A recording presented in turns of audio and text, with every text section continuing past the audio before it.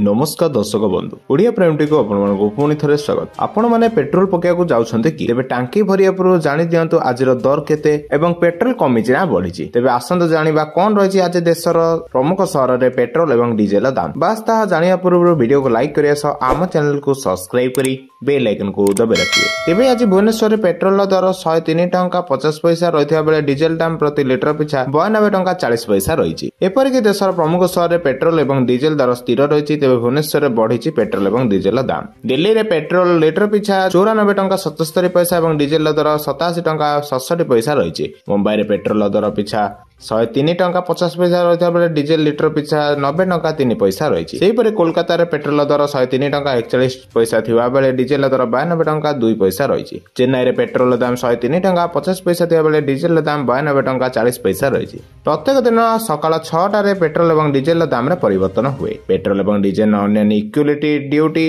Dealer submission एवं अन्य जिनस जोड़िबा पर यार दाम बढ़ी थाए।